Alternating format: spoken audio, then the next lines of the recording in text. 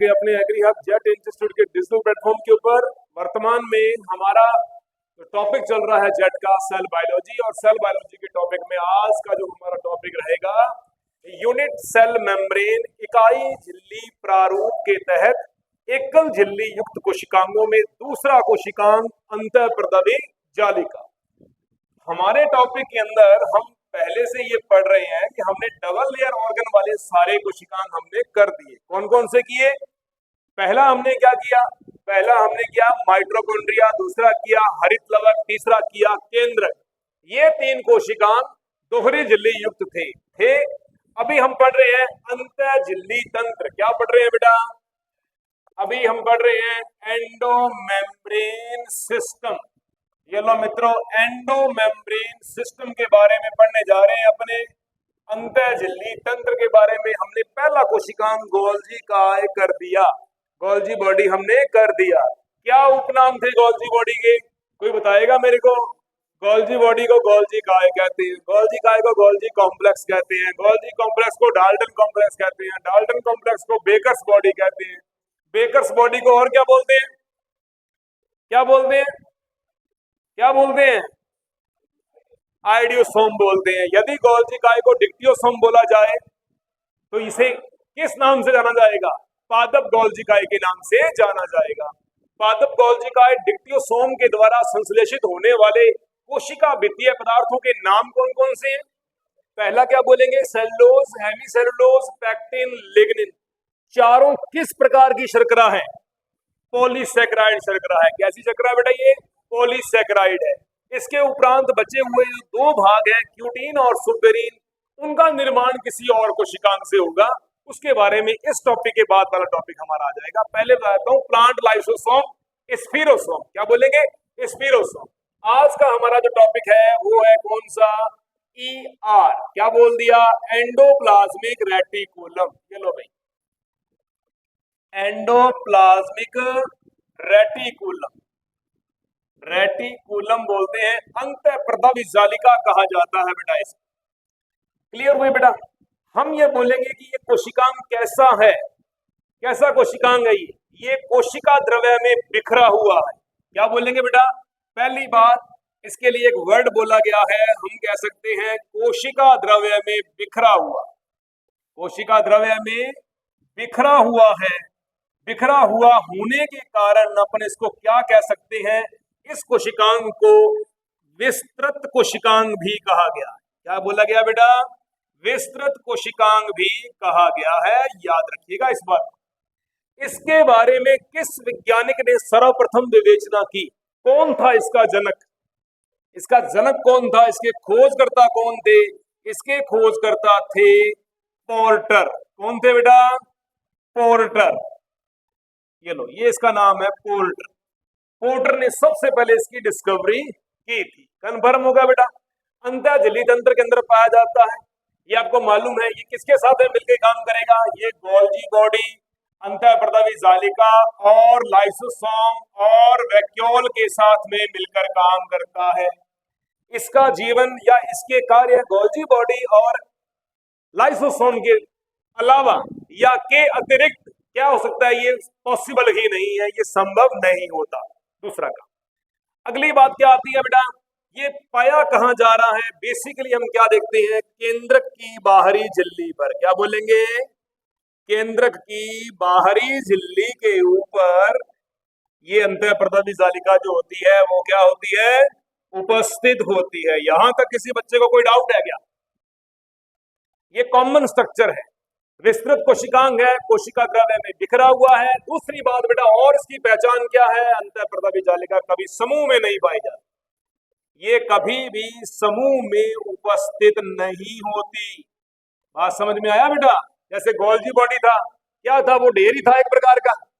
Sister नहीं पाई जा रही है, ट्यूब्यूल्स पाई जा रही है, आशय पाई जा रही है, वेसिकल्स पाई जा रही है ना बेटा, रिक्तिकाएं पाई जा रही है। तो उनका हम ये कह सकते हैं कॉम्पैक्ट स्ट्रक्चर थी। हम ये कह सकते हैं कि गोल्जी बॉडी का एक सिरा अंतःप्रदवी जालिका की और दूसरा सिरा प्लाज्मा मेम्ब्रेन के साथ में पाया जाता है। ये बोला था हमने, प्लाज्मा मेम्ब्रेन की ओर पाया जाता है। गोल्जी बॉडी के अंदर जो हमने स्ट्रक्चर्स पढ़ी हैं, जो हमने संरचनात्मक अध्ययन किया था, वही संरचनाएं आपको इसके अंदर मिलेंगी। कन्फर्म रहेगा बेटा बात?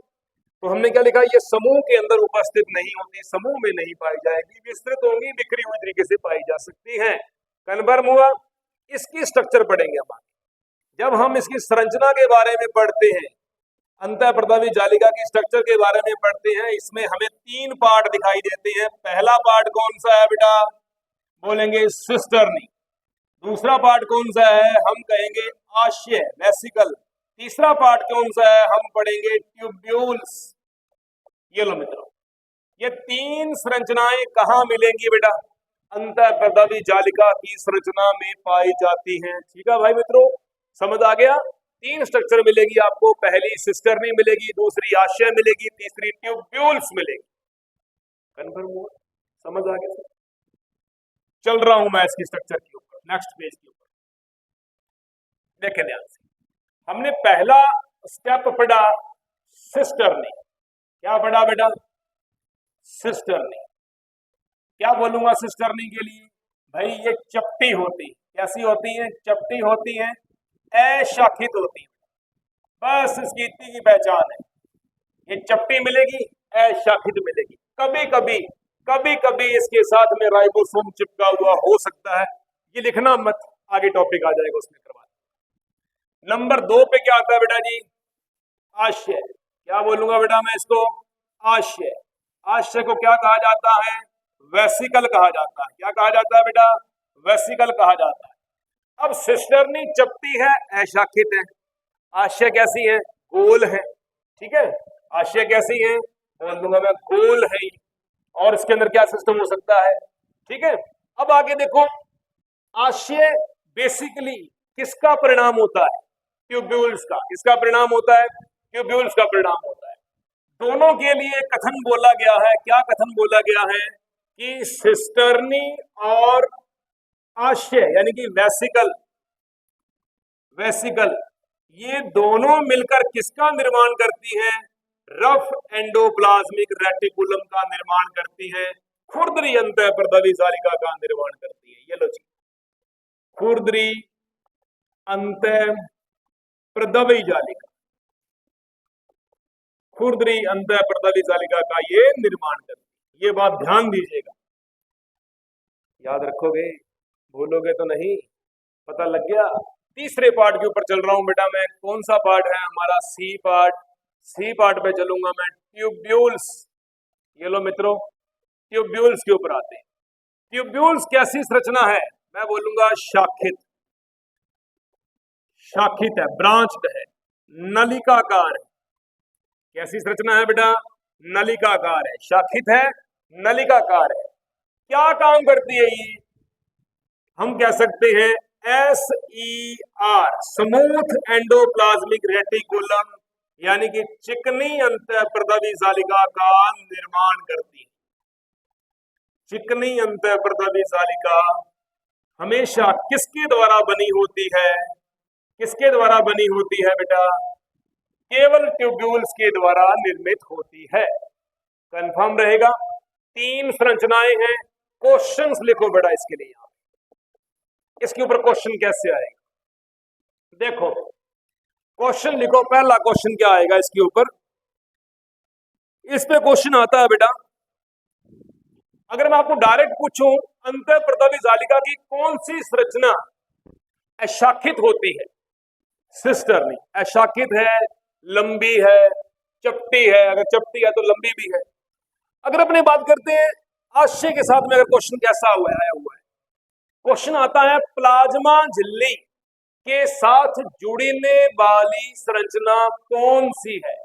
आशय गोल है, अगर ये गोल है तो ये पाउच लाइक है, पाउच है बेटा, तो इसके साथ के लिए क्वेश्चन आएगा। आशय के लिए क्वेश्चन लिख सकते हो, एकमात्र आशय ऐसी संरचना है जो गोलाकार है, थैली नुमा है, हमने लिख दिया थैली नुमा है, और ये विभिन्न पदार्थों का एकत्रण करके किसके साथ जुड़ जाती है, ये लो बेटा, ये झिल्ली के साथ जुड़ी होती है, जुड़ी होती है।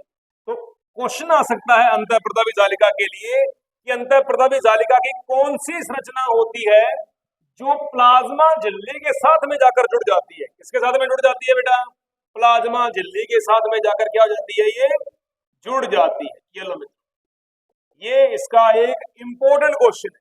ये लो मैंने लगा दिया, जेट के अंदर इंपॉर्टेंट है। जबकि गोल्जी काय में हमने क्या पढ़ा था, आशय किसका निर्माण है, ट्यूब्यूल्स का। आशय को कौन बनाता है, ट्यूब्यूल्स बनाता है।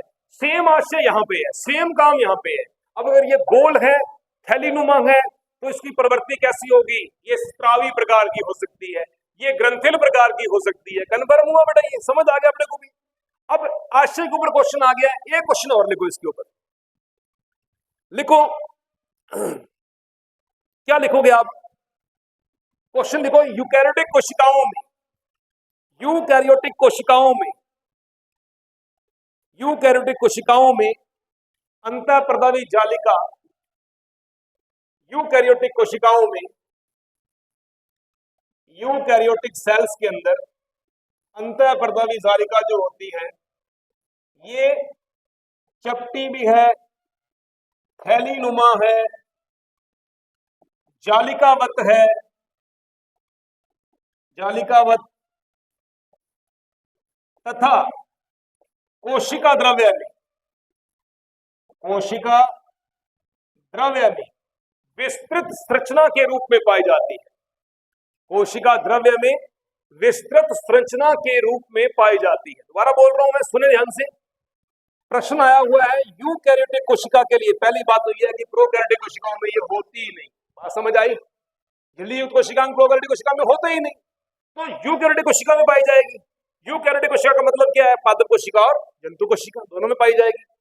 यूकैरियोटिक कोशिकाएं अंतःप्रदावी जालिका में, यूकैरियोटिक कोशिकाओं में अंतःप्रदावी जालिका चपटी, थैलीनुमा, जालिकावत तथा कोशिका द्रव्य में विस्तृत कोशिकांग के रूप में पाई जाती है। लिख लिया सभी ने, लिख लिया सभी ने, कंफर्म है ये।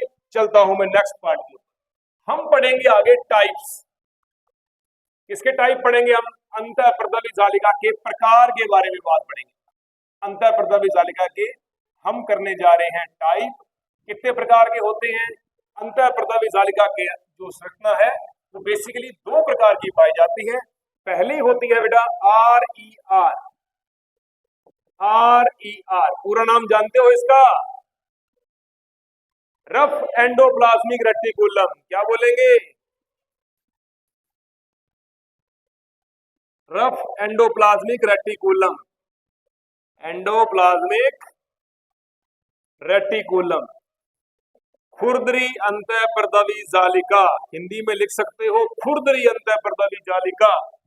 नंबर दूसरे पे हम क्या पढ़ रहे हैं, स्मूथ एंडोप्लाज्मिक रेटिकुलम। इसका भावार्थ क्या होता है, चिकनी। क्या होगा बेटा, स्मूथ अंतःप्रदावी जालिका। ये लो जी, चिकनी अंतःप्रदावी जालिका है। दोनों चीज समझ में आई, कंफर्म हुआ। अब देखो ध्यान, पहला स्टेप इसके लिए, रफ के लिए क्या होती है ये, लिखेंगे अधिक स्थाई। कैसी होती है बेटा ये, अधिक स्थाई। पहला क्वेश्चन, अगर ये अधिक स्थाई है तो ये कैसी होगी बेटा, कम स्थाई। ये कम स्थाई होगी, कंफर्म, कोई दिक्कत किसी को। इसकी सतह पर राइबोसोम पाए जाते हैं, इसकी सतह पर राइबोसोम्स पाए जाते हैं उपस्थित, इसकी सतह पर राइबोसोम उपस्थित होते हैं। और यहां राइबोसोम एब्सेंट होते हैं, होते ही नहीं, होते ही नहीं, कंफर्म। तीसरा, इसकी सतह पर ग्लाइकोप्रोटीन, ग्लाइकोप्रोटीन।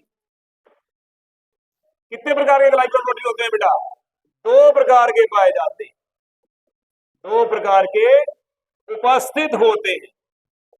अब ये ग्लाइकोप्रोटीन कौन कौन से ग्लाइकोप्रोटीन है, कौन कौन से ग्लाइकोप्रोटीन है। नंबर 1 पे लिखो राइबोफ्लोरीन प्रथम और राइबोफ्लोरीन सेकंड, ऐसे राइबोफ्लोरीन प्रथम तथा द्वितीय, राइबोफ्लोरीन प्रथम और द्वितीय पाए जाते हैं। कंफर्म हुआ। थोड़ा सा चल रहा हूं जैसे देखिए बेटा,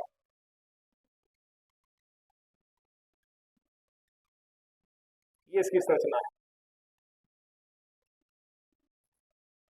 अब देखो राइबोफ्लोरीन कैसे पाए जा रहे हैं, ये राइबोफ्लोरीन पाए जा रहे हैं, ये राइबोफ्लोरीन प्रोटीन पाए जा रहे हैं। ये लो। क्या है ये, राइबोफ्लोरीन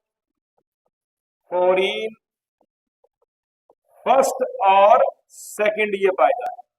इसकी उपस्थिति के कारण खुरदरी अंतःप्रदावी जालिका क्या करती है बेटा, अरे बोलो क्या करती है ये कौन सा काम करने में सहायक होती है, प्रोटीन संश्लेषण का काम करती है। कर दिया, क्यों किया, सतह पर क्या पाए जा रहे हैं आपको, राइबोसोम्स पाए जा रहे हैं। क्या पाए जा रहे हैं ये राइबोसोम्स। राइबोसोम क्या है, प्रोटीन की फैक्ट्री। राइबोसोम क्या है, प्रोटीन की फैक्ट्री। खुरदरी अंतःप्रदावी जालिका जो होती है, रफ एंडोप्लाज्मिक रेटिकुलम का निर्माण किससे होता है, कौन सी दो चीजें मिलकर निर्माण करती हैं, तो क्या बोलोगे, सबसे पहले भी क्या बोलोगे, सिस्टर्नी। क्या बोलोगे बेटा, सिस्टर्नी प्लस आशय दोनों मिलकर किसका निर्माण करते हैं, खुरदरी अंतःप्रदावी जालिका का निर्माण करते हैं। किसी बच्चे को इस टॉपिक के अंदर अभी तक कोई चीज समझ में नहीं आई हो तो मुझसे पूछ सकता है। समझ आ गई आपको, पता लग गया। खुरदरी अंतःप्रदावी जालिका खुरदरी क्यों है, क्यों है खुरदरी, उसके ऊपर राइबोसोम पाया जा रहा है। राइबोसोम किस प्रवृत्ति का है, बोलेंगे ग्लाइकोप्रोटीन प्रवृत्ति का है। कितने प्रकार का है, दो प्रकार का है। नाम क्या है, राइबोफ्लोरीन प्रथम, राइबोफ्लोरीन सेकंड। समझ आया। खुरदरी अंतःप्रदावी जालिका अधिक स्थायी होती है। कैसी होती है ये, अधिक स्थायी होती है। उपस्थित कहां होती है इसके बारे में पढ़ो, एलपीजी। एलपीजी इसका बेस्ट एग्जांपल है। अब एलपीजी का मतलब क्या है, लिक्विड पेट्रोलियम गैस नहीं है। एलपीजी का मतलब क्या है, एल का मतलब क्या है, लीवर, बोलेंगे यकृत। पी का मतलब पेनक्रियाज, बोलेंगे अग्नाशय। समझ आ गया। जी का मतलब गॉल ब्लैडर, बोलेंगे पित्ताशय।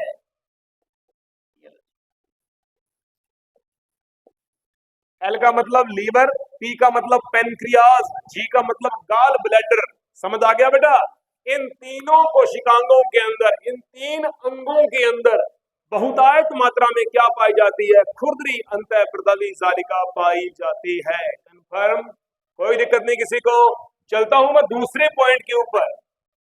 दूसरा पॉइंट हमारा क्या था, smooth endoplasmic reticulum. Smooth endoplasmic का डायग्राम कैसे बनता है, सिंपल होता है बेटा, इस तरीके से।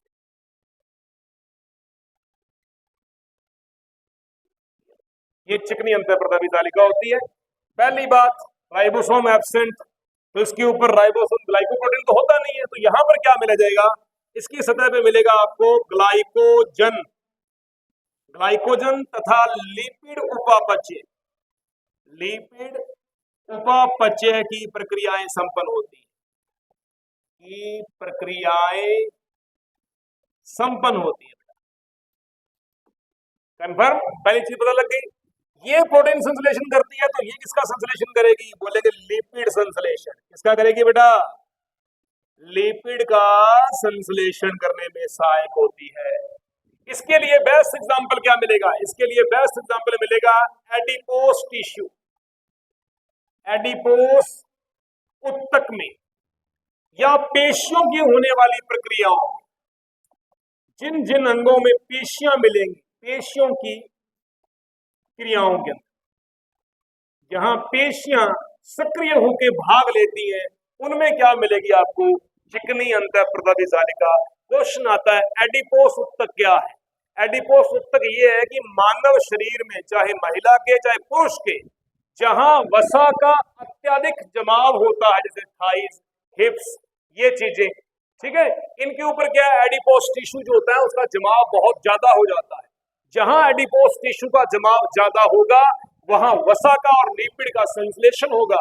जहां वसा का और लिपिड का संश्लेषण होगा, वहां चिकनी अंतःप्रदावी जालिका पाई जाएगी, स्मूथ एंडोप्लाज्मिक रेटिकुलम पाई जाएगी। कन्फर्म, कोई दिक्कत किसी बच्चे को, दोनों में अंतर विभेद पता लग चुके हैं। ये चीज किसके अंदर काम आ रही है, प्रोटीन संश्लेषण में या लिपिड संश्लेषण में, लिपिड संश्लेषण के अंदर। इसके अंदर क्वेश्चन आता है स्मूथ एंडोप्लाज्मिक रेटिकुलम जो है इसका निर्माण किस संरचना के द्वारा होता है।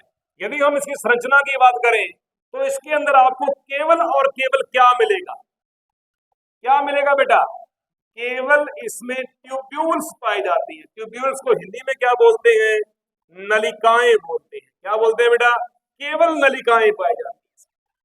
जबकि खुरदरी अंतःप्रदावी जालिका में क्या होता है, सिस्टर्नी और आशय। सिस्टर्नी और आशय।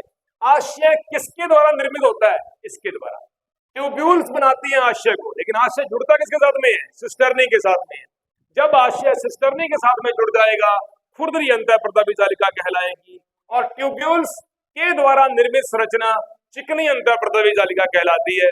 चिकनी अंतःप्रदावी जालिका किसका निर्माण करती है, सार्कोप्लाज्मिक रेटिकुलम का। अभी मत लिखना, अभी मैं इसके आगे टॉपिक करवाऊंगा अंतःप्रदावी जालिका के रूपांतरण, तो वहां लिखेंगे अपने इन चीजों को। ठीक है बेटा, कंफर्म हुआ, इतना क्लियर हो गया, आपको कोई दिक्कत तो नहीं है किसी को, सारे के सारे पॉइंट लिख दिए, दोनों में आपने अंतर विभेद कर दिया, चिकनी कौन सी है, खुरदरी कौन सी है। क्वेश्चन आता है उपस्थित कहाँ होती है, केंद्र की बाहरी झिल्ली के ऊपर। कहाँ होती है, केंद्र की बाहरी झिल्ली के ऊपर। कैसे होती है, एक डायग्राम समझ लिया आप ध्यान से। देखो हमने इसका डायग्राम कुछ यूं बनाया था, जैसे मान लो कि हमने ये बना दिया, हमने न्यूक्लियस क्या बना दिया बेटा, ये हमने न्यूक्लियस की आंतरिक झिल्ली बना दी। अगर हम इसकी बाहरी झिल्ली की बात करेंगे तो बाहरी झिल्ली कुछ यूं बनेगी।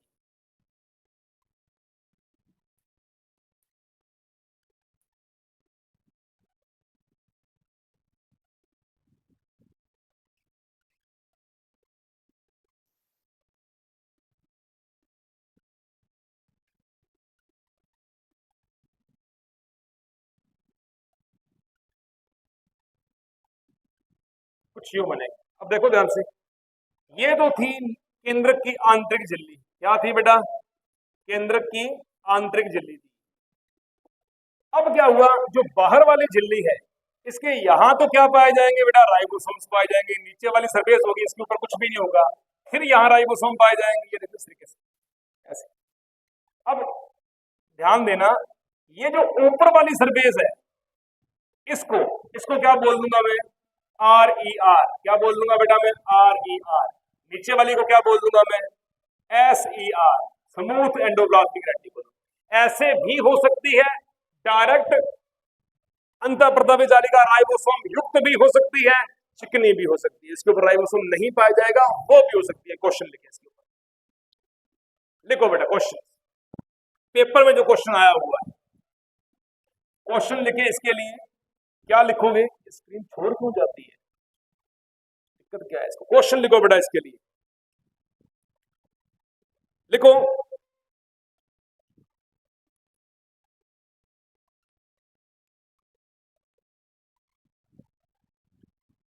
क्वेश्चन आया हुआ है 21 के अंदर। लिखे इसके अंदर क्या लिखा हुआ है, झिल्लियों का तंत्र, झिल्लियों का तंत्र किसे कहते हैं, झिल्लियों का तंत्र किसे कहते हैं, झिल्लियों का तंत्र किसे कहा जाता है, किसे कहा जाता है बेटा, एंडोप्लाज्मिक रेटिकुलम। पहला क्वेश्चन। दूसरा लिखे, दूसरा मैंने बता ही दिया आपको, कोशिका द्रव्य विस्तृत है। ठीक है बेटा, वितरित होता है, ये समूह नहीं बनाता, ये मैंने लिखवा दिया बेटा आपको मैंने। अब आप इसमें लिखो, खुरदरी अंतःप्रदावी जालिका के अंदर किस प्रकार के राइबोसोम जुड़ते हैं, 70S जुड़ते हैं या 80S जुड़ते हैं, 80S।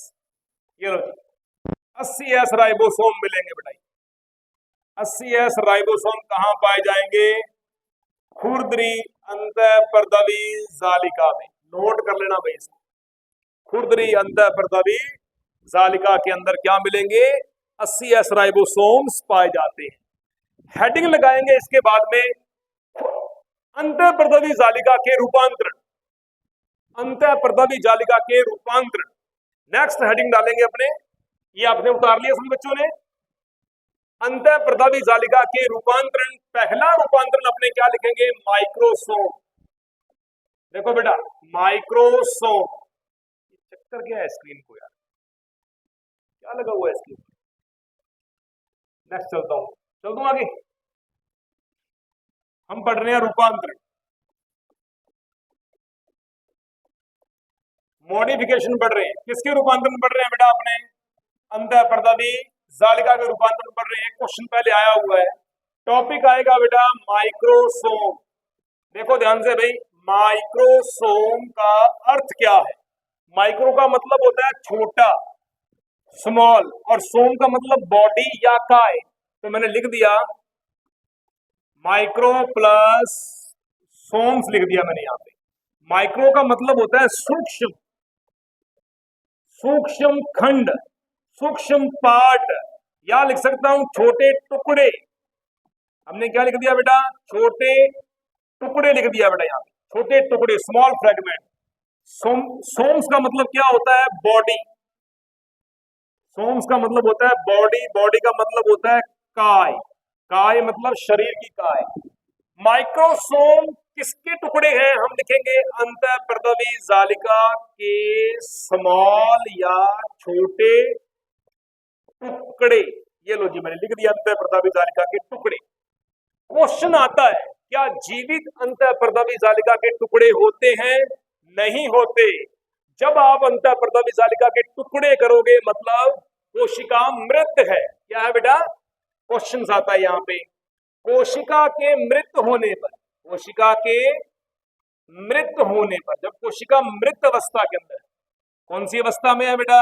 मृत अवस्था में, तो क्या करेंगे अपन?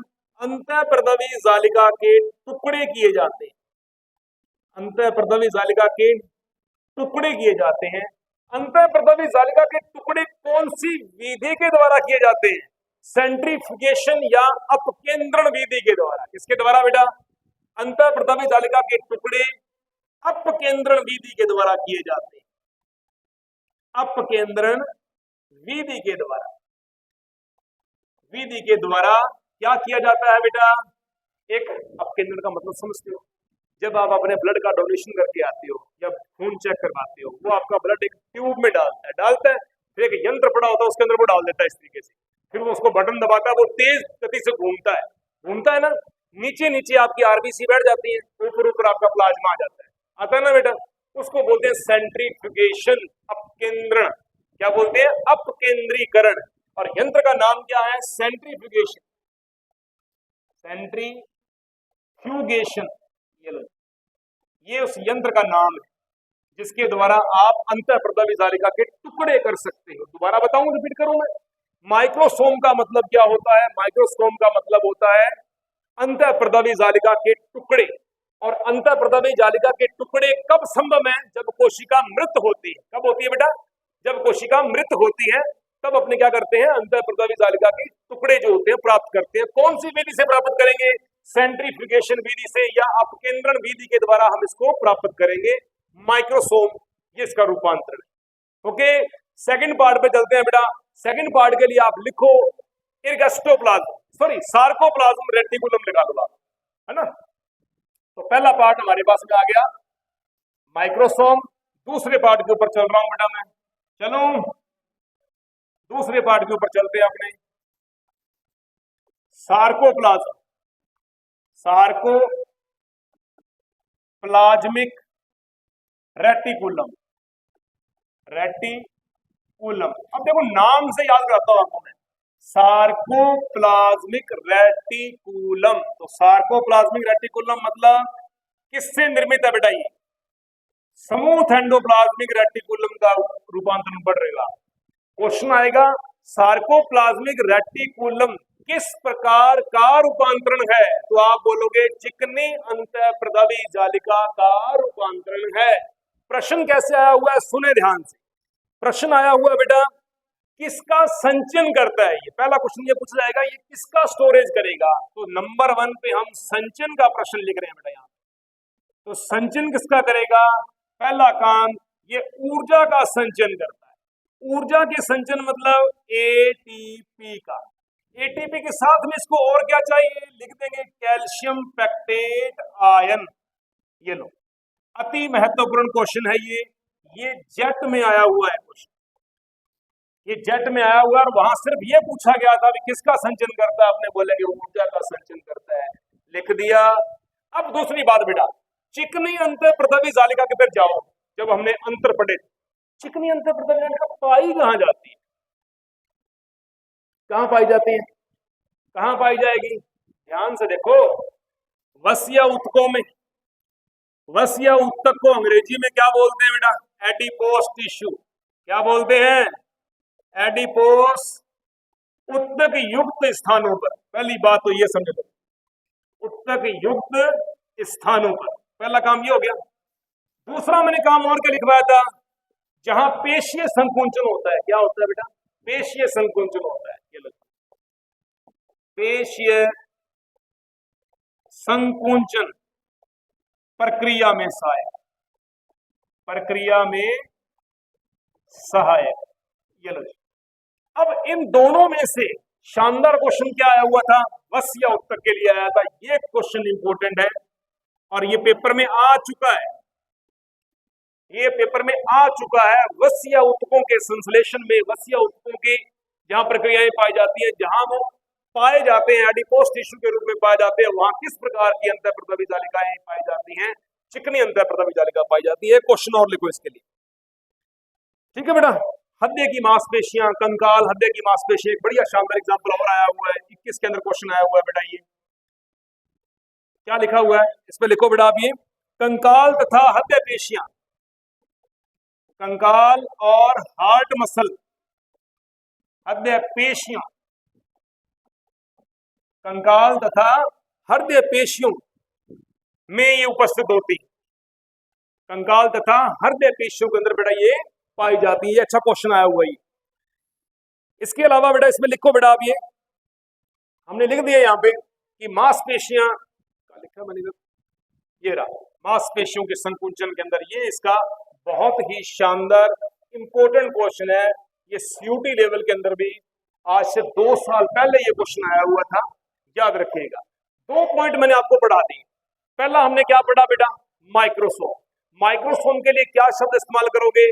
टुकड़े हैं छोटे इसके अंदर प्रद्रवी जालिका के। हमने कहां से प्राप्त किए हैं? सेंट्रीफ्यूगेशन अपकेंद्रण विधि के द्वारा प्राप्त किए हैं। इस अवस्था में कोशिका जीवित नहीं होती। ये कन्फर्म दिमाग में रखिएगा कि कोशिका जब मृत है तभी आप उसके टुकड़े प्राप्त कर सकते हो, जीवित कोशिका के टुकड़े प्राप्त आप नहीं कर सकते। ये बात कन्फर्म है। दूसरा पार्ट पढ़ दिया हमने, सार्कोप्लाज्मिक रेटिकुलम। सार्कोप्लाज्मिक रेटिकुलम का आप चीजें कहां पढ़ोगे? जहां पेशीय संकुंचन का टॉपिक आएगा। हमारे एक लेसन के अंदर एक टॉपिक आएगा पेशीय ऊतक, मसल्स के बारे में, जहां पढ़ते हैं हम रेखित पेशियां, अरेखित पेशियां, हृदय पेशियां। पढ़ते हो ना? ऐच्छिक पेशियां, अनैच्छिक पेशियां और दोनों का सम्मिलित रूप, है ना। ऐसी पेशियां जो अपनी इच्छा के अनुसार कंट्रोल होती हैं और ऐसी पेशियां जो हमारी इच्छा के अनुसार कंट्रोल नहीं होती। तो वहां टॉपिक के अंदर ये सार्कोप्लाज्मिक रेटिकुलम जरूर पढ़ोगे और वहां याद रखना है पेशियों का संबंध किसके साथ में है? समूह एंडोप्लाज्मिक रेटिकुलम के साथ में। पेशियों का संबंध कौन से रेशों के साथ में है? लिख लेना, एक्टिन प्लस मायोसिन। लिख लो भाई, एक्टिन तथा मायोसिन ये 2 पेशीय तंतु होते हैं जो हमारी मसल्स को सिकोड़ने में, फैलाने में, सिकुड़ने में, फैलाने में सहायता करते हैं। मैं अगर बोल रहा हूं तो मेरा मुंह की जो मांसपेशियां काम कर रही हैं उसमें कौन सहायक है? SCR, समूह एंडोप्लाज्मिक रेटिकुलम सहायक होता है। ये टॉपिक ध्यान में रखिएगा, भूल नहीं जाना। 2 पार्ट कंफर्म होते हैं। इसके ऊपर जो क्वेश्चन जेट के अंदर आ चुका है वो मैंने आपको बता दिया है, मैं नोट करके लेके आया हूं कि कौन सा क्वेश्चन किस बार कैसे पूछा गया है। तीसरे पार्ट के ऊपर चलते हैं अपने। लगाओ एर्गेस्टोप्लाज्म, लगाओ बेटा एर्गेस्टोप्लाज्म। इसके ऊपर कैसे क्वेश्चन आया हुआ है? इर्गेस्टोप्लाज्म, इर्गेस्टोप्लाज्म ये सारे के सारे बेटा क्या हैं? ये अंतःप्रद्रवी जालिका के कहीं ना कहीं रूपांतरण है। अब एर्गेस्टोप्लाज्म का संबंध किसके साथ में है? इसका संबंध, एक बात समझ लो, एर्गेस्टोप्लाज्म की जो प्रक्रिया है ये कहां पढ़ोगे? जब आप न्यूरॉन का चित्र बनाते हो ना, जब आप तंत्रिका का डायग्राम बनाते हो, 8वीं 9वीं 10वीं सबके अंदर था ये आपके पास। न्यूरॉन का जब डायग्राम बनाते हो वहां आप सिनेप्सिस पढ़ते हो, वहां आप निस्सलकाय पढ़ते हो। क्या पढ़ते हो? निस्सलकाय पढ़ते हो। वहां आप रेनवियर नोड पढ़ते हो। क्या पढ़ते हो? रेनवियर नोड पढ़ते हो। वहां आप एक्सोन पढ़ते हो, डेंड्रोन पढ़ते हो ना। किसी तंत्रिकाक्ष का, किसी एक न्यूरॉन का अग्र सिरा और पश्च सिरा 2 भाग है, एक्सोन और डेंड्रोन। तो एक न्यूरॉन के 2 भाग पाए जा रहे हैं, प्लस में एक न्यूरॉन और होगा तो विभिन्न प्रकार के न्यूरॉन्स की श्रृंखला होती है जो संदेशों को मस्तिष्क से मेरुरज्जु में और मेरुरज्जु से कहां पहुंचाएंगे, निर्धारित कोशिकांग या अंग के ऊपर पहुंचाते हैं। तो एर्गोस्टोप्लाज्म के बारे में हम यहाँ पे क्या लिखेंगे, इसमें लिखेंगे अपने सिस्टर्नी जो होती है, सिस्टर्नी के साथ में यदि क्या जुड़ जाए बेटा, राइबोसोम जुड़ जाए। अब सिस्टर्नी के साथ में यदि राइबोसोम जुड़ रहा है, डेफिनेटली बात है राइबोसोम जुड़ेगा तो इसके अंदर आशय भी जुड़ेगा। क्या जुड़ेगा बेटा, आशय भी जुड़ेगा। ये लो मैंने इसके अंदर भी जोड़ दिया।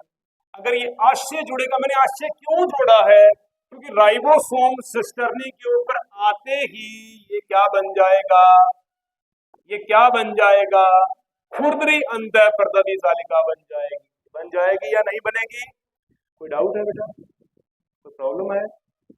अगर है तो पूछ लो। खुरदरी अंतःप्रदवी जालिका बन जाएगी। राइबोसोम के प्रवेश करते ही ये क्या बन जाएगा, खुरदरी अंतःप्रदवी जालिका बन जाएगी। इसको अपन क्या बोलेंगे, एर्गोस्टोप्लाज्म। एर्गोस्टोप्लाज्म का मतलब है सिस्टर्नी के साथ यदि राइबोसोम जुड़ जाए तो एर्गोस्टोप्लाज्म संरचना कहलाती है। और इसके लिए बेस्ट एग्जांपल आप किसमें करोगे, तंत्रिका तंत्र के अंदर। किसके अंदर बेटा करा, तंत्रिका तंत्र में जो न्यूरॉन पढ़ते हो, क्या पढ़ते हो, न्यूरॉन पढ़ते हो, एक तंत्रिकाक्ष, उसके अंदर एक संरचना पाई जाती है निस्सलकाय। क्या पाया जाता है बेटा, निस्सलकाय जो पाई जाती है उसमें किसका रूप पाया जाता है, एर्गोस्टोप्लाज्म पाया जाता है। कन्फर्म। तीसरा रूपांतरण, पहला रूपांतरण क्या था, माइक्रोसोम। क्या था बेटा, माइक्रोसोम। दूसरा क्या था, सार्कोप्लाज्मिक रेटिकुलम। तीसरा क्या था, निस्सलका सॉरी एर्गोस्टोप्लाज्म। चौथा हमारे पास प्रकार क्या है, माइलॉइड बॉडी, माइलॉइड काय। इसको माइलॉइड काय कहा जाता है। जो इंपॉर्टेंट नहीं होगा ना, मैं अपने आप बता दूंगा कि ये इंपॉर्टेंट नहीं है, इसको हमने नहीं पढ़ना, लेकिन जो है प्रश्न आए हुए हैं तो करना ही पड़ेगा। माइलॉइड काय के बारे में क्या लिखा हुआ है, माइलॉइड काय कहता है बेटा, ये भी सार्कोप्लाज्मिक रेटिकुलम की बहनी होती है। सार्कोप्लाज्मिक रेटिकुलम मतलब चिकनी अंतःप्रदवी जालिका। तो नोट लगा लिखे बेटा, इसके ऊपर क्या करोगे, ये कैसा प्रकार है, चिकनी अंतःप्रदवी जालिका है, प्रकाश संवेदी होती है और वर्णकों के संश्लेषण में काम आती है। प्रकाश संश्लेषी वर्णकों के संश्लेषण में कैसे काम आएगी, सुने ध्यान से। पहली बात हमने लिख दिया, किसका रूपांतरण है ये, चिकनी अंतःप्रदवी जालिका का। दूसरा, प्रकाश संश्लेषी वर्णक जो होते हैं,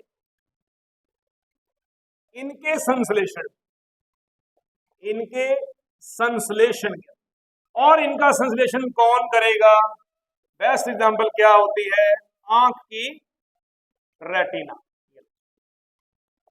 की रेटिना।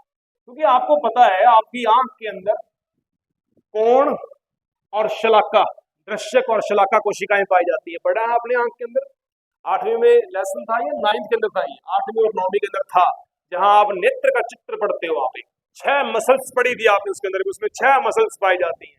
रेटिना के ऊपर दृश्य प्रकाश किस प्रकार से आता है, हम किस प्रकार से देखते हैं, हमारी आंख के अंदर विजन कैसे बनता है, दृश्य कैसे बनता है, उसकी विवेचना कहाँ आती है, आंख की रेटिना के ऊपर आती है। इसलिए संश्लेषी वर्णक, प्रकाश को या प्रकाश में देखने के लायक जो पार्ट रेटिना में जो प्रोड्यूस हो रहा है उसको क्या बोलेंगे, माइलॉइड काय। मित्रों 4 मैंने रूपांतरण बता दी। प्रश्न की भूमिका क्या रहेगी, निम्न में से अंतःप्रदवी जालिका का रूपांतरण है, बताएंगे अब आप मेरे को। Number 1 ergastoplasm, number 2 myeloid body, number 3 sarcoplasmic reticulum, number 4 endoreduplication. बताओ कौन सा भाग नहीं है, बताओ अंतःप्रदवी जालिका का कौन सा रूपांतरण नहीं है, एंडो रीडुप्लीकेशन। एंडो रीडुप्लीकेशन किसका रूपांतरण है, समसूत्री विभाजन का। किसका रूपांतरण है, समसूत्री विभाजन का रूपांतरण है। ये क्वेश्चन आते हैं। अब क्या, पहले तो क्या था, किसी भी कोशिकांग के अंदर ना डायरेक्ट क्वेश्चन आपसे पूछ लिया करते थे। धीरे धीरे धीरे कंपटीशन थोड़ा सा टफ हो रहा है, तो समसूत्री विभाजन जो पढ़ रहे हो तो उसके रूपांतरण भी पढ़ने पड़ेंगे। लाइसोसोम पढ़ रहे हो, अभी तक आपने लाइसोसोम सिर्फ 2 ही प्रकार के पढ़े होंगे, हम पढ़ाएंगे आपको 4 प्रकार के लाइसोसोम। ठीक है, तो अलग अलग चीजें हैं, थोड़ा सा कंपटीशन टफ हो रहा है तो क्वेश्चन थोड़ा अंदर से पूछते हैं, ये बात ध्यान दीजिएगा। 4 पार्ट मेरे पास में हो चुके हैं, आपकी पहली प्राथमिकता रहेगी कि अंतः प्रदवी जालिका के आप 4 रूपांतरणों के नाम याद रखें। पहले रूपांतरण का नाम क्या था, बताओ भाई, पहले रूपांतरण का नाम क्या था? माइक्रोसोम। कोशिका जीवित होगी या मृत होगी? टुकड़े कैसे बांटेंगे अपने, उसके टुकड़े कैसे निकालेंगे, कौन से यंत्र से निकालेंगे? अपकेंद्रण विधि के द्वारा। पहला कहानी खत्म। सार्कोप्लाज्मिक रेटिकुलम, सार्कोप्लाज्मिक सार्को से SER, एस से सार्को, एस से SER, चिकनी अंतर प्रदवी जालिका। कन्फर्म हो गया। तीसरे पार्ट के ऊपर क्या पढ़ा हमने? एर्गेस्टोप्लाज्म। एर्गेस्टोप्लाज्म का डायरेक्ट संबंध किसके साथ में है? चिकनी या खुरदरी? चिकनी या खुरदरी? खुरदरी। क्यों? सिस्टरनी पर क्या आ चुका है? राइबोसोम आ चुका है। कन्फर्म, राइबोसोम आएगा तो आश्चर्य आ जाएगा। कन्फर्म। हमने ये पढ़ा हुआ है कि खुरदरी अंतर प्रदवी जालिका का निर्माण किससे होता है? सिस्टरनी प्लस आशय। और चिकनी का निर्माण किससे होता है? ट्यूब्यूल्स के द्वारा होता है, नलिकाओं के द्वारा होता है। कन्फर्म हुआ। लिखे कार्य। अब लिखे इसके कार्य में डायरेक्ट देखिए, हम इसके कार्य पढ़ेंगे। कार्य में सबसे पहला काम बताओ बेटा मेरे को क्या हो? सबसे पहला काम जो आपके दिमाग में आए, ये पाया कहां पे जाता है? अंतः प्रदवी जालिका होती कहां पे है? कहां पाई जाती है? क्या लिखोगे? केंद्र की बाहरी झिल्ली का निर्माण। लिखो लिखो लिखो फटाफट, आप लिखो खुद लिखो। केंद्र की बाहरी झिल्ली का निर्माण। केंद्र की बाहरी झिल्ली का निर्माण। झिल्ली का निर्माण। ओके। दूसरा पार्ट में क्या बोलोगे?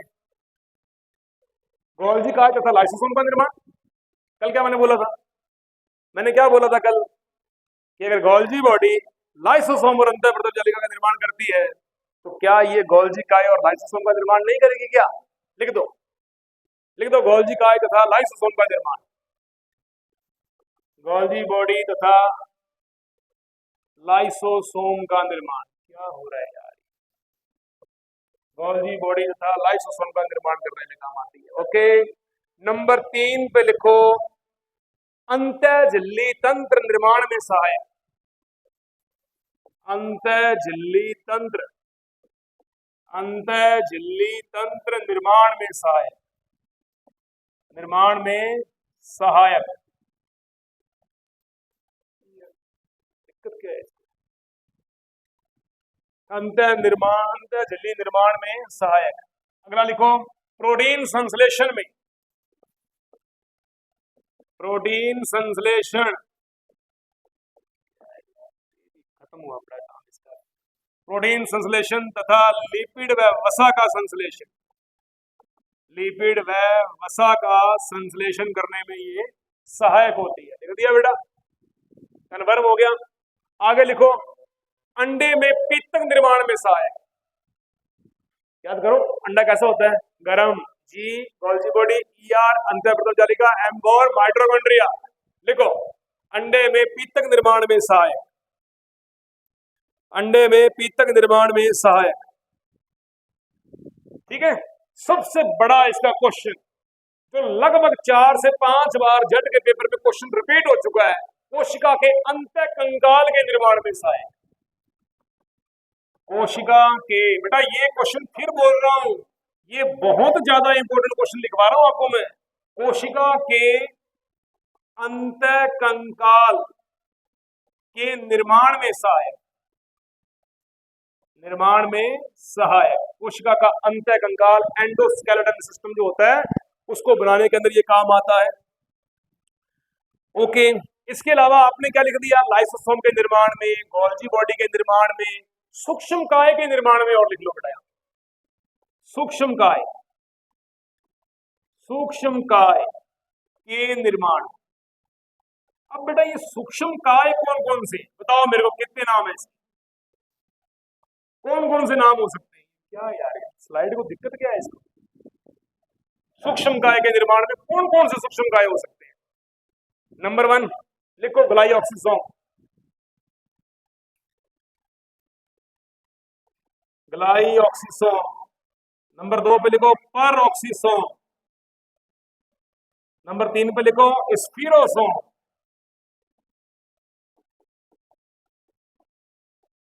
स्फीरोसोम, स्फीरोसोम। लिख दिया बेटा। पहले नंबर पे ग्लाइऑक्सीसोम, दूसरे पे परऑक्सीसोम, तीसरे पे स्फीरोसोम, लास्ट लिखो बेटा इसका एग्जाम्पल। कल एक टॉपिक करवा रहा था फ्रेगमोप्लास्ट, लिखवाया था फ्रेगमोप्लास्ट, दो कोशिकाओं के बीच में अंतर विनिमय पदार्थों का संपन्न करवाने के लिए। देखो तेज ही नहीं आ रही, पता नहीं क्या दिक्कत है इसको, बार बार ना ये शब्द मिट क्यों रहे हैं।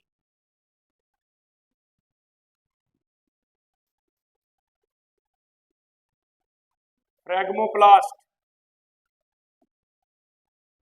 फ्रेगमोप्लास्ट ये क्वेश्चन में इस साल नहीं आया, अन्यथा ये क्वेश्चन आता है। फ्रेगमोप्लास्ट के निर्माण में कौन भाग लेता है बेटा? अरे कौन भाग लेता है? मुख्य रूप से कौन भाग लेता है? अंतःप्रदवी सालिका, ट्यूब्स बनती है ना बेटा, जो नलिकाएं बनती है। मैंने एक बार क्या बोला था, यदि बीच की भीत तोड़ दूं दो कोशिकाओं के बीच में तो प्लाज्मोडेस्माटा, भीत नहीं तोड़ी मैंने पाइपें डाल दी, बोल दिया डेस्मोट्यूब्यूल। क्या बोला? डेस्मोट्यूब्यूल। कौन भाग नाम ले रहा है उसके अंदर बेटा? डेस्मोट्यूब्यूल में कौन बनाएगा? अंतःप्रदवी सालिका बनाएगी, गोल्जी बॉडी बनाएगी। तो फ्रेगमोप्लास्ट का जो निर्माण होता है कोशिकाओं के मध्य अंत विनिमय पदार्थों का संचयन करवाने के लिए, तो वहां पे कौन काम आता है बेटा? एर्गोस्टोप्लाज्म काम आता है।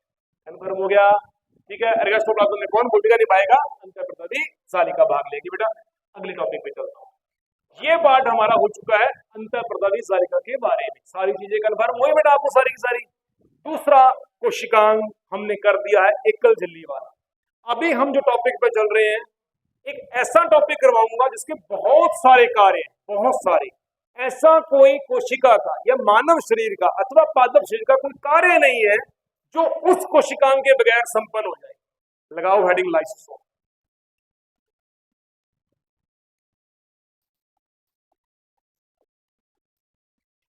लाइसोसोम, अब लाइसोसोम के नाम समझ लेना बेटा। पहली बात देखो ध्यान, लाइसोसोम कैसा ऑर्गन है?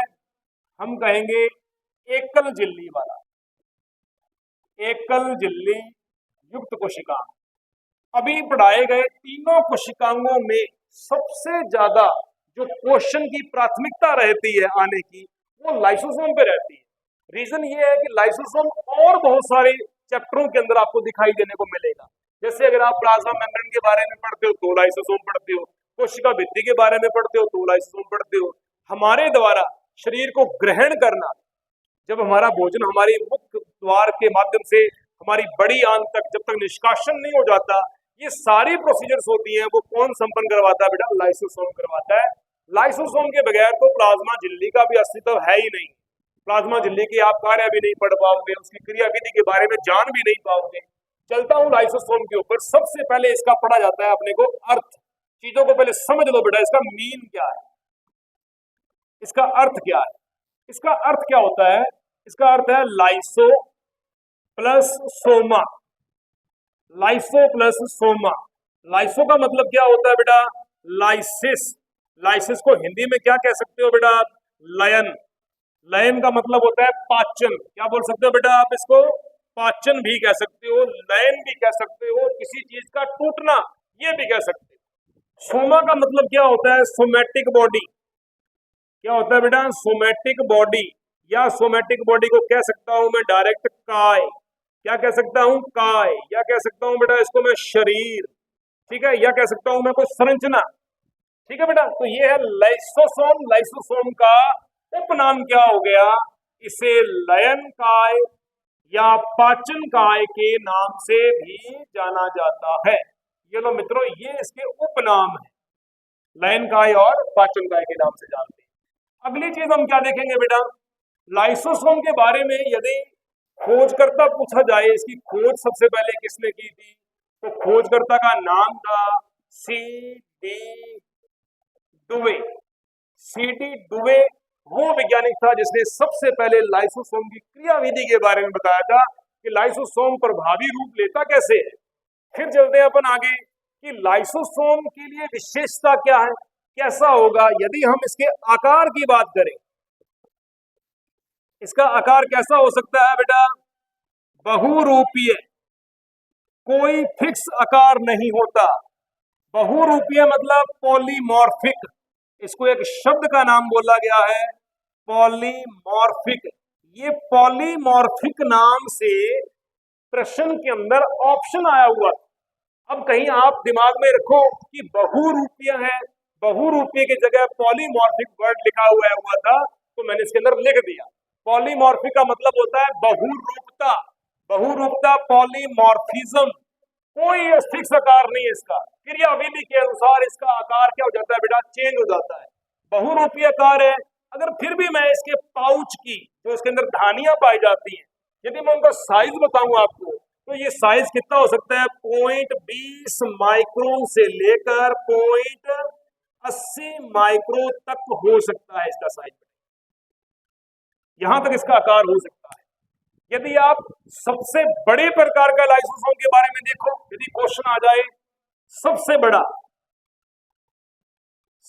बड़ी लाइसोसोम की जो आकृति होती है, सबसे बड़े लाइसोसोम के बारे में आ जाए, तो इसके लिए आप किसका इस्तेमाल करोगे बेटा, इसके लिए हम इस शब्द का इस्तेमाल करेंगे 0.20 माइक्रोमीटर से कह सकता हूं 2 माइक्रोमीटर तक इतना साइज हो सकता है।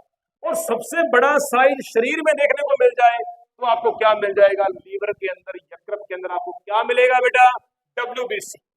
क्या बोलूंगा बेटा मैं, WBC। WBC, WBC कहां पाई जाती है बेटा, ब्लड में। कहां पाई जाती है, ब्लड में पाई जाती है। WBC का पूरा नाम व्हाइट ब्लड कार्पेलरी, श्वेत रुधिर कणिकाएं। सेल्स का इस्तेमाल नहीं करोगे, सुनिए बात ध्यान से। आरबीसी में केंद्रक नहीं होता, इसमें केंद्रक होता है। आरबीसी केंद्रक विहीन संरचना है और WBC केंद्रक युक्त संरचना है। कैसी संरचना है बेटा, ये केंद्रक युक्त संरचना है। ये लो जी, WBC पाई जा रही है। WBC जो होती है रक्त में पाई जाती है। सबसे बड़ा लाइसोसोम कहां मिलेगा, WBC में मिलेगा। कितना साइज मिलेगा, 0.20 माइक्रोमीटर से 2 माइक्रोमीटर तक का साइज मिलेगा इसका। इतनी बड़ी लाइसोसोम जो संरचना होती है वो इसमें पाई जा सकती है। कंफर्म यहां तक, किसी बच्चे को कोई डाउट है, चलता हूं मैं नेक्स्ट क्वेश्चन पे। अब इसका टॉपिक आता है, इसकी प्रवृत्ति कैसी है, इसकी प्रवृत्ति कैसी है लाइसोसोम की। तो लाइसोसोम का प्रवृत्ति जो होती है उसके लिए अपन क्या लिखेंगे, उसके लिए लिखेंगे तीव्र अम्लीय। क्या बोलूंगा बेटा मैं, तीव्र अम्लीय, प्रबल अम्लीय, प्रबल अम्लीय कह सकता हूं, प्रबल अम्लीय। ओके, इसमें किस प्रकार के एंजाइम पाए जाते हैं, अगर आप इसके एंजाइम की बात करें तो एंजाइमों में क्या लिखेंगे, हायर हाइड्रोलिटिक एंजाइम, तीव्र जल अपघटनीय एंजाइम, जल अपघटनीय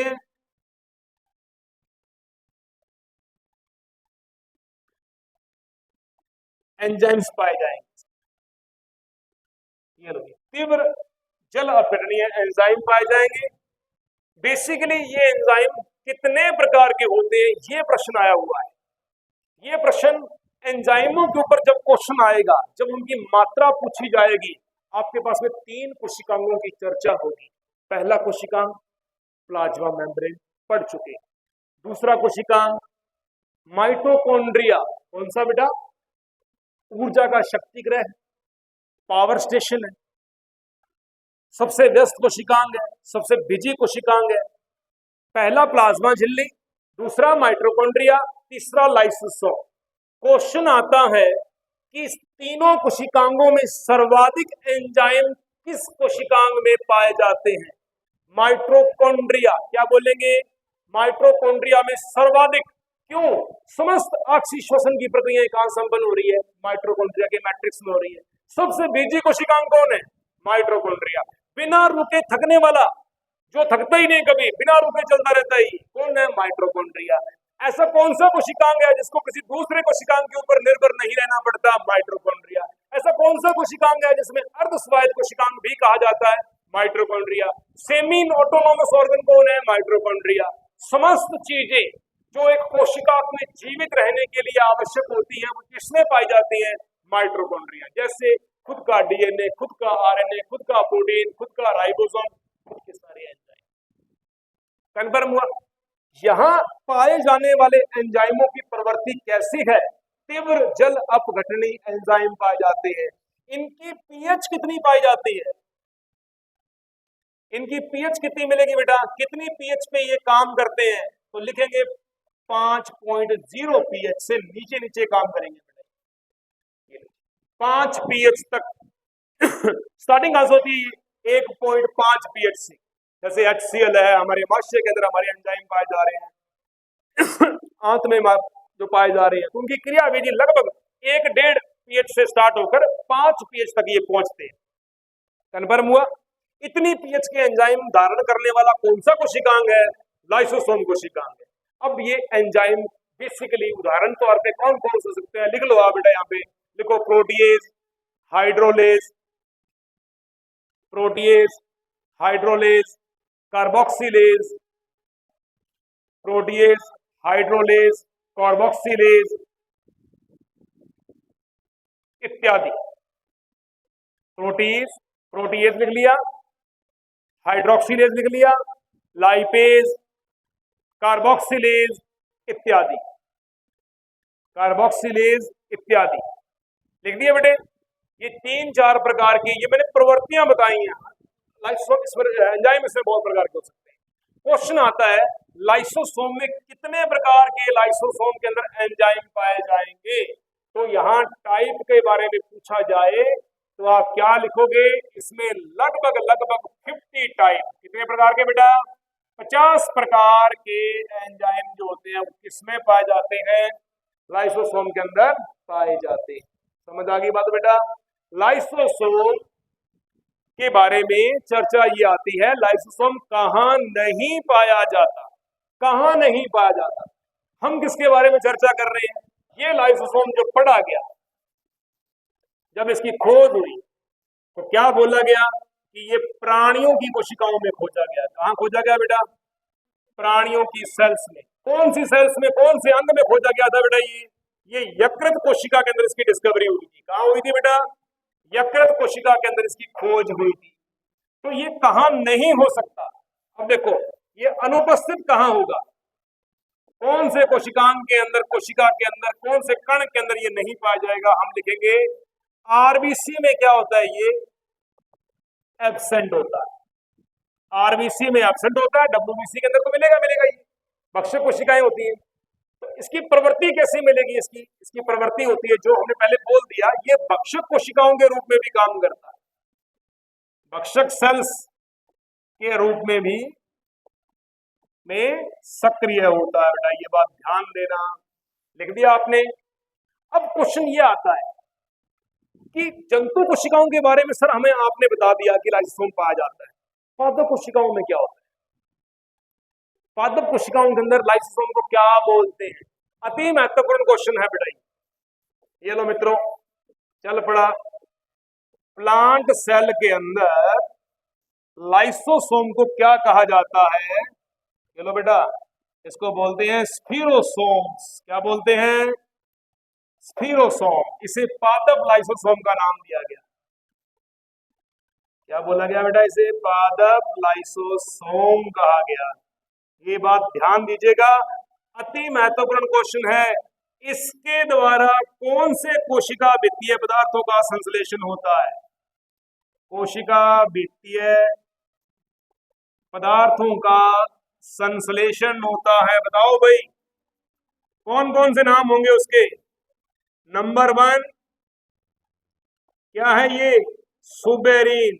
नंबर 2 क्यूटीन। ये लो मित्रों, ये 2 कोशिका भित्तीय पदार्थ है जिनका निर्माण हमेशा कहां से होता है?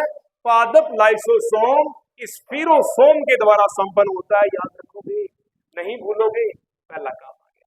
अगला क्वेश्चन प्लांट सेल्स के लिए हो रहा है कि पादप कोशिका का कौन सा ऐसा कोशिकांग है जिसके सारे के सारे काम लाइसोसोम के समान होते हैं? अब मैं बोल रहा हूं ऑप्शन, फिर आप बताना मेरे।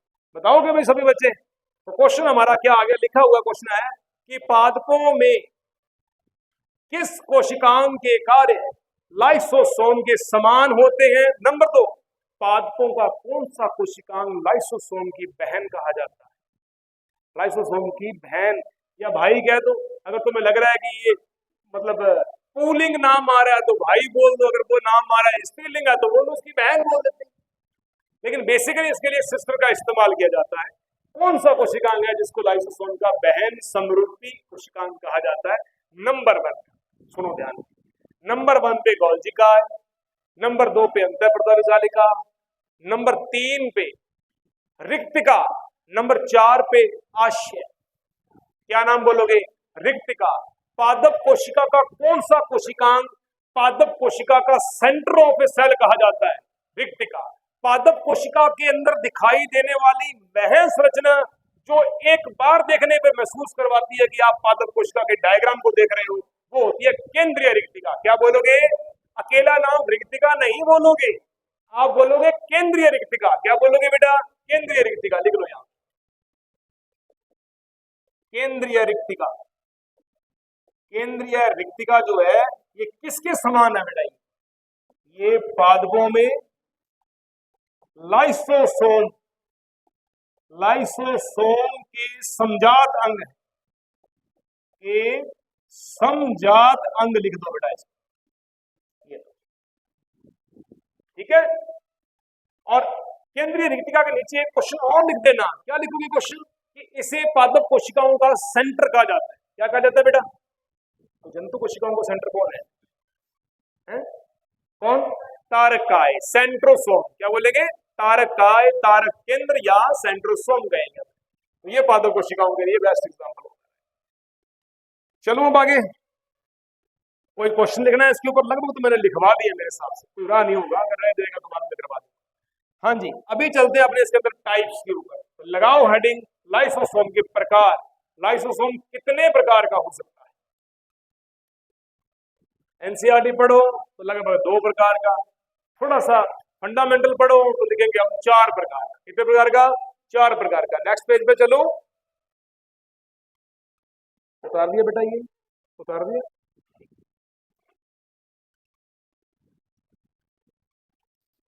अभी चल रहे हम इसके प्रकार के ऊपर। हम पढ़ेंगे इसके अंदर ये कितने टाइप का है? 4 टाइप का, 4 प्रकार का लाइसोसोम पाया जा रहा है।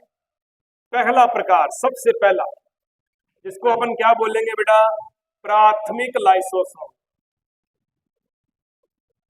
प्राथमिक, दिक्कत क्या है?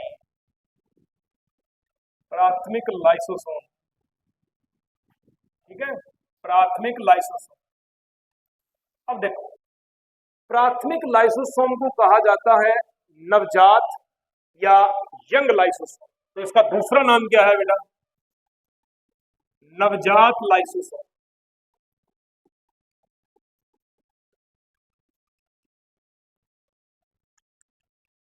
स्क्रीन को दिक्कत क्या हुई पड़ी है? नवजात लाइसोसोम, नवजात जो अभी अभी विकसित हुआ है। अभी अभी विकसित होने वाला लाइसोसोम हमेशा किससे बनता है? किससे बनता है? गोल्जी बॉडी और अंतःप्रदावी जालिका। ट्रिक पता क्या बन गई? गब्बर। देखो बन गया गब्बर, GBER, तो गब्बर यहां बन गया। प्राथमिक लाइसोसोम बोलेंगे, नवजात लाइसोसोम बोलेंगे, नवनिर्मित लाइसोसोम बोलेंगे। नवनिर्मित लाइसोसोम के नाम से भी इसे जाना जाता है। पहला कथन क्लियर होता है अपने आप। चलता हूं बेटा मैं दूसरे टाइप के ऊपर। क्या बोलूंगा इसे मैं? द्वितीयक लाइसोसोम, सेकेंडरी लाइसोसोम के ऊपर आ जाओ बेटा। सेकेंडरी लाइसोसोम जो है, इसका मतलब क्या है? सूत्र क्या लिखेंगे पहले इसका? देखो, पहला सूत्र लिखेंगे इसका, प्राथमिक लाइसोसोम। प्राथमिक लाइसोसोम प्लस क्या लिखूं? बोलो क्या लिखूं?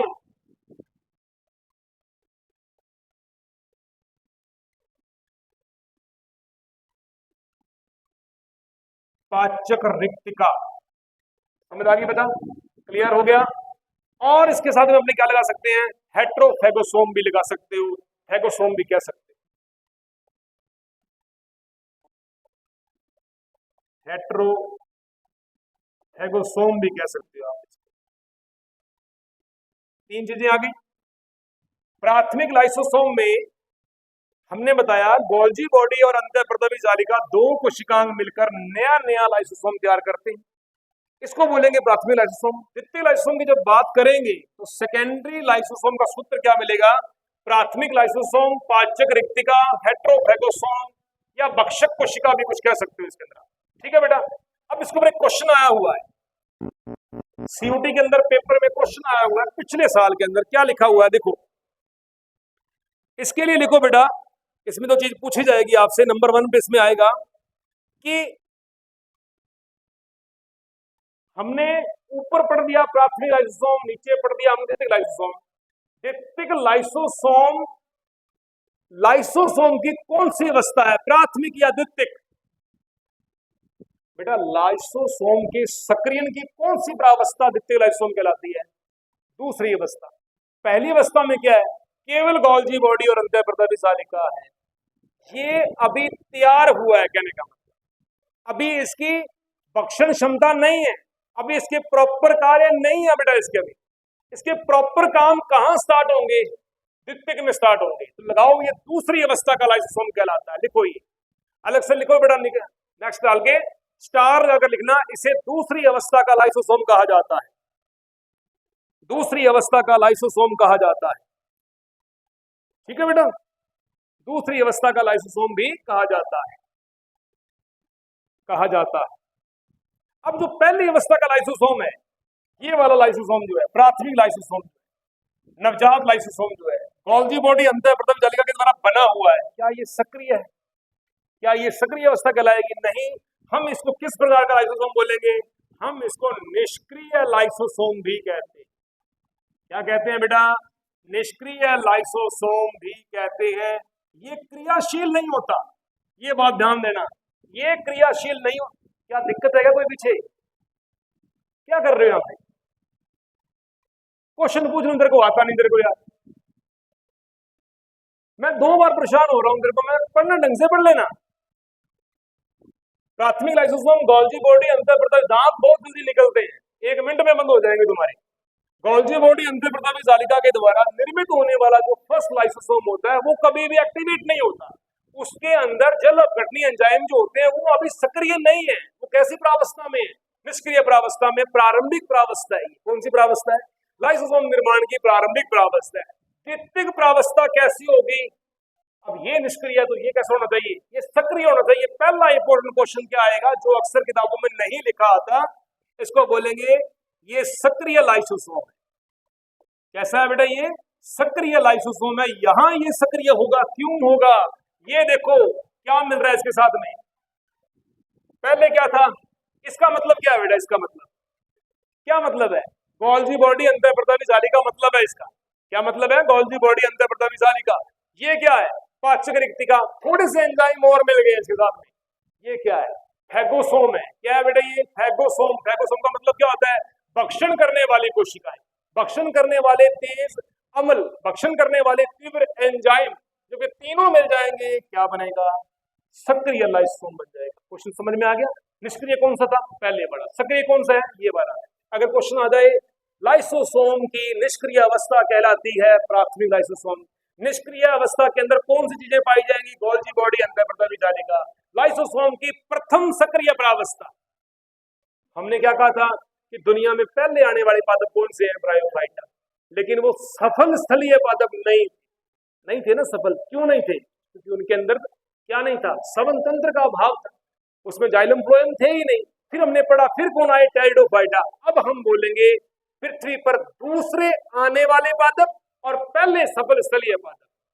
टेरिडोफाइटा सफल हुए थे, ब्रायोफाइटा सफल नहीं हुए थे। उसी प्रकार से लाइसोसोम की प्रथम सक्रिय प्रावस्था कौन सी होगी? द्वितीयक लाइसोसोम। प्रथम का मतलब ये नहीं है कि प्रथम लाइसोसोम ना, प्रथम सक्रिय प्रावस्था पूछ रहा हूं तो द्वितीयक लाइसोसोम। अगर बोलूंगा प्रथम निष्क्रिय प्रावस्था, फिर बताइए आप, डाउट ही नहीं है इसके अंदर। क्वेश्चन देखो इसको, ये पेपर में आया हुआ है जो बोल रहा हूं अभी आपको मैं। ठीक है भाई? अच्छा आगे चलते हैं। हमने लिख दिया प्राथमिक लाइसोसोम हो गया, पाचक रिक्तिका हो गया, हेट्रोफेगोसोम हो गया या फेगोसोम हो गया, तृतीयक लाइसोसोम बोलते हैं, हम इसको सक्रिय लाइसोसोम के नाम से भी जानते हैं। 2 लाइसोसोम के बारे में टॉपिक खत्म हो गया। यहां तक आपके एनसीईआरटी की पुस्तकों में दिया हुआ है। नंबर 3 पे लिखो बेटा जी, नंबर 3 पे लिखो अवशेषिकाएं, तीसरा पार्ट। नेक्स्ट पेज पे चल रहा हूं बेटा, ये आपने उतार दिया होगा, तीसरे अगले पेज पे चल रहा हूं मैं। अवशेषिकाएं अगला पार्ट है, अवशेषिकाएं। चलती क्लास के अंदर परेशान मत किया करो, बहुत लोगों के पास पहुंचती है अवशेषिकाएं। सुनिए बात, अवशेषिकाएं में लिखना है बेटा आप देखो। अब अवशेषिकाएं का दूसरा नाम क्या हो कह सकते हैं, इसको किस नाम से पुकारा जाता है? तो इसके लिए लिखो बेटा, इसको अपने लिखेंगे तृतीयक लाइसोसोम या टीलोलाइसोसोम। क्या बोलेंगे बेटा? तृतीयक लाइसोसोम या क्या कह सकते हैं इसको अपन? टीलोलाइसोसोम। टीलोलाइसोसोम। पहला तो क्वेश्चन की रिक्वायरमेंट में यही खत्म कर देता हूं। ये लो, ये 2 क्वेश्चन अधिकतम इसके ऊपर आ सकते हैं कि तृतीयक लाइसोसोम का मतलब क्या है।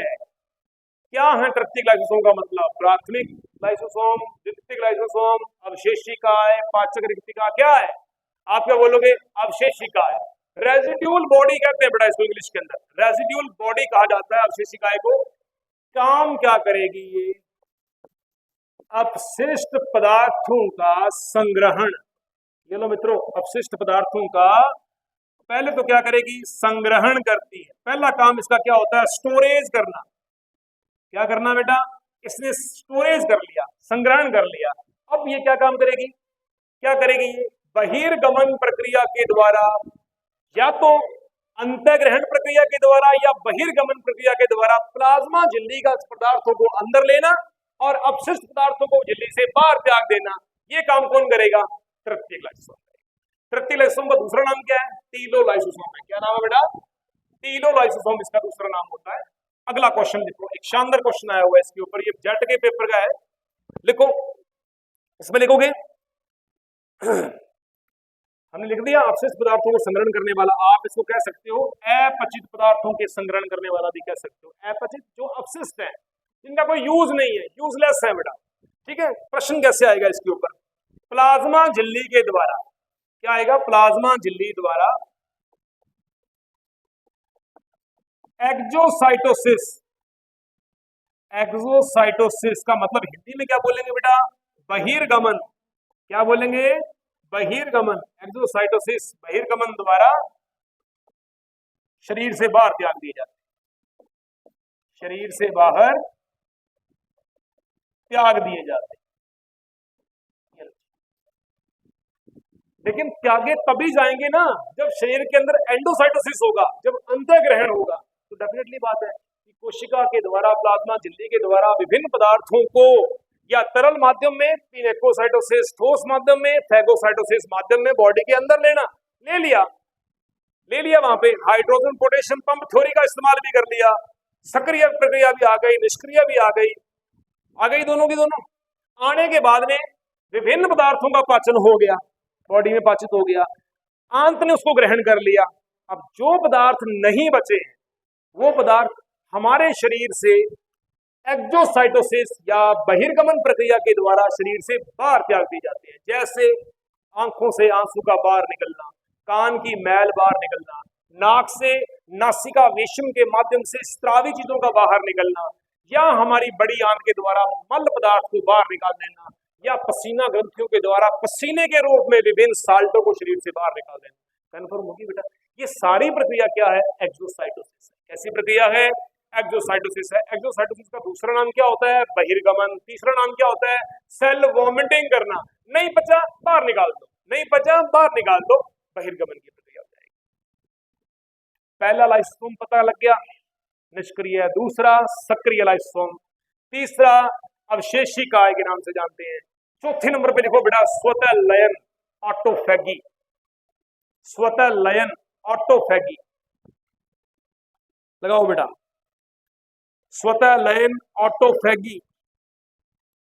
ठीक है, इसको ऑटोफैगोसोम, ऑटोफैगोसोम या साइटोलाइसोसोम के नाम से भी जाना जाता है। ऑटोफेगोसोम या साइटोलाइसोसोम के नाम से भी जाना जाता है। स्वतः लयन की प्रक्रिया चल रही है बेटा। अंग्रेजी में क्या बोलेंगे? ऑटोफैगी। ऑटोफैगी बोलेंगे। इसके विभिन्न नाम क्या हो सकते हैं? इसको ऑटोफेगोसोम या साइटोलाइसोसोम भी कहते हैं। साइटोलाइसोसोम के नाम से भी जानते हैं बेटा। इसको साइटोलाइसोसोम बोल दिया या हमने कह दिया ऑटोफेगोसोम। ऑटोफेगोसोम कहते हैं, स्वतः लयन कहते हैं, स्वतः भक्षण कहते हैं, किसी आत्मघाती थैली का फटना कह सकता हूं मैं यहाँ पे।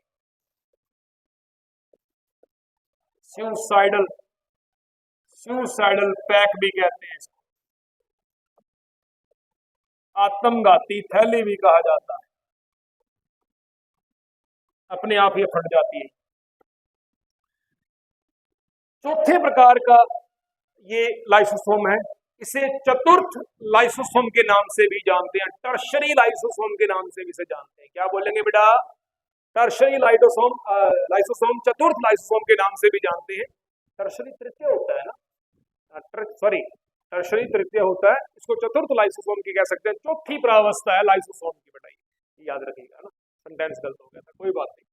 स्वतः लयन की प्रक्रिया है, अपने आप ये भक्षण करता है। आप सुनो ध्यान से कैसे। बेसिकली कहा जाता है कि यदि कोई व्यक्ति काफी लंबे समय से भूख हड़ताल पे बैठा हो या उसने भोजन ग्रहण नहीं किया, उसे एकदम से भोजन ग्रहण नहीं करना चाहिए। क्यों? जब हम भोजन नहीं करेंगे तो शरीर के अंदर लाइसोसोम को काम करने के लिए उसको भी तो भोजन चाहिए ना। तो वो क्या करता है, विभिन्न कोशिकाओं के द्वारा या उसे स्वयं उसका जो भोजन जो होता है उसे मिलता रहता है। जब भोजन की प्रक्रिया को हम बाधित कर देते हैं, भोजन मिलना बंद हो जाता है, तो लाइसोसोम भोजन की तलाश में दूसरी कोशिकाओं से भोजन ग्रहण करना स्टार्ट कर देता है।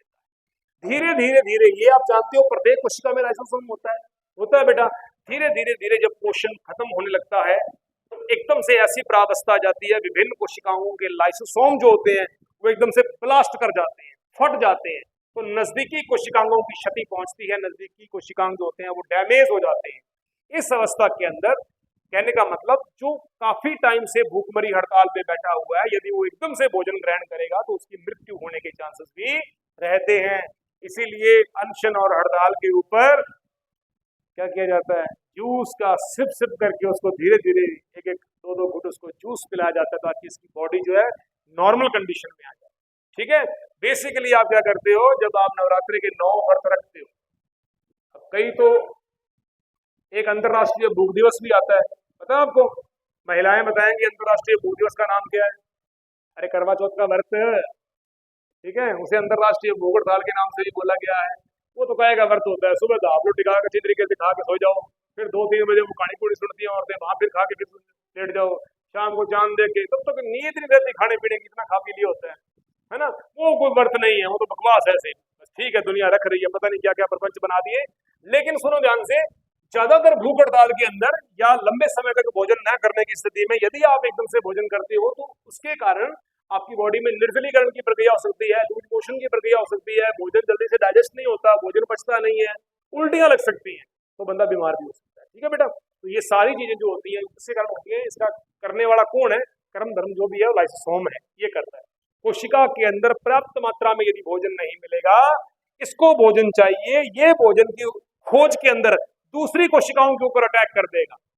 या कभी कभी क्या हो जाता है, जब ये खुद लाइसोसोम फट जाता है तो पूरी की पूरी कोशिका डैमेज हो जाती है। इसे कहते हैं आत्मघाती थैला। बंदे के शरीर के ऊपर यदि बॉम्ब बंधा हो और बॉम्ब फट जाए तो आदमी खुद भी खिट जाएगा पूरा का पूरा। सेम प्रोसीजर के साथ में होती है बेटा, एक सेल के साथ में होती है, इसके लिए लाइसोसोम के लिए होती है। ठीक है भाई, लिखो इसके बाद, इसे आत्मघाती थैला कह सकते हैं। इसी वजह से लाइसोसोम का दूसरा नाम क्या है? सुसाइडल पैक, आत्मघाती थैले के नाम से जानते हैं। फटाफट इसके कार्य लिखो बेटा, जल्दी करो, आज ये टॉपिक खत्म करना है। लिखो पहला कार्य, लिखो नंबर 1 पे पहला काम लिखो, कोशिका झिल्ली के द्वारा अंतःग्रहण तथा बहिर्गमन प्रक्रिया एंडोसाइटोसिस व एक्सोसाइटोसिस प्रक्रिया संपन्न करवाने नंबर 1 पे लिख दिया बेटा आपने, कोशिका झिल्ली के द्वारा अंतःग्रहण तथा बहिर्ग्रहण प्रक्रियाएं संपन्न करवाने में। नंबर 2 पे लिखो, शुक्राणु द्वारा अंडाणु की झिल्ली को भेदने में सहायक बिना लाइसोसोम एंजाइमों की प्रवृत्ति न होने के कारण कभी भी शुक्राणु अंडाणु में प्रवेश नहीं कर पाएगा। जब शुक्राणु किसी अंडाणु में प्रवेश करता है तो शुक्राणु द्वारा जिन एंजाइमों का अंडाणु के ऊपर स्त्रावण किया जाता है वो स्तर कैसे होते हैं, वो लाइसोसोम के बने होते हैं बेटा। तो पहला क्या लिखा आपने, प्लाज्मा झिल्ली के द्वारा अंतःग्रहण और बहिर्ग्रहण, अंदर लेने या बाहर निकालने। दूसरा, शुक्राणु द्वारा अंडाणु की झिल्ली को भेदने में सहायक होता है। नंबर 3 पे लिखो बेटा, नंबर 3 पे लिखो, गोल्जी बॉडी व अंतःप्रदवी जालिका के निर्माण में, गोल्जी बॉडी व अंतःप्रदवी जालिका के निर्माण में बताया हुआ ना बेटा मैंने आपको कि इनका निर्माण जो होता है एक दूसरे के बगैर क्या है, ये अधूरे हैं, तो इनको चाहिए इनको ना। नंबर 4 पे लिखो, बीज अंकुरण के समय बीज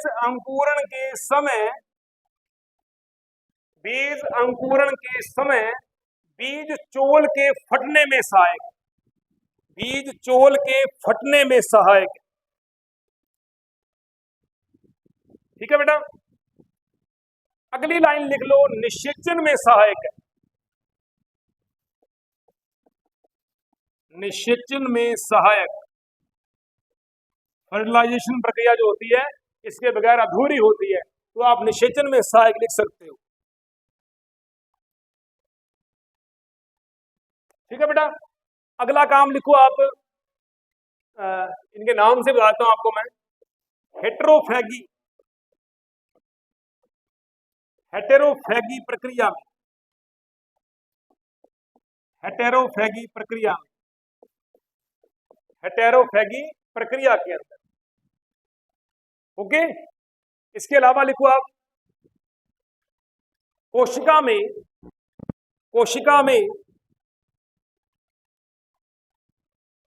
में स्वतः अपघटन अथवा ऑटोलाइसिस में सहायक है, स्वतः अपघटन या ऑटोलाइसिस प्रक्रिया में सहायक है।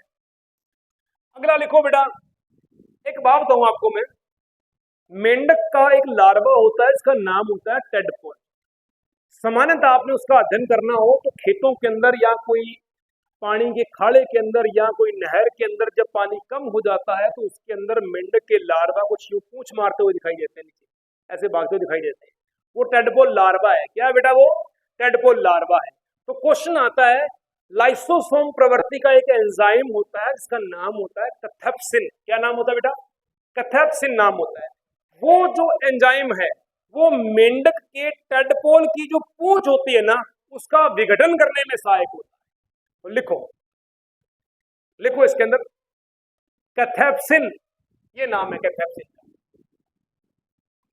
इस तरीके से बस सर आ गया हूं। कैथेप्सिन लाइसोसोमिक प्रवृत्ति का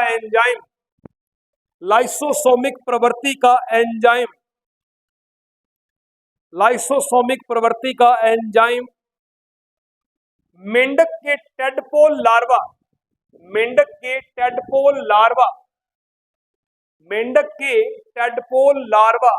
की पूंछ के अपघटन में सहायक होता है। टेडपोल लार्वा की पूंछ के अपघटन में सहायक होता है। अगला लिखो, कोशिका विभाजन में सहायक,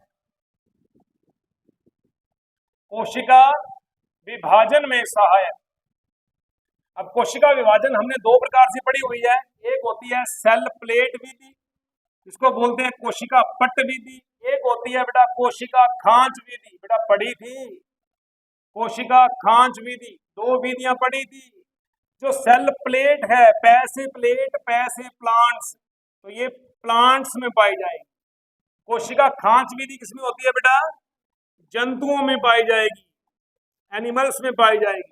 तो दोनों ही प्रक्रम के अंदर जब कोशिका विभाजन होता है, जब एक कोशिका दो कोशिकाओं में बढ़ती है, तो वहां पर भी कौन सा कोशिकांग के एंजाइम काम आते हैं?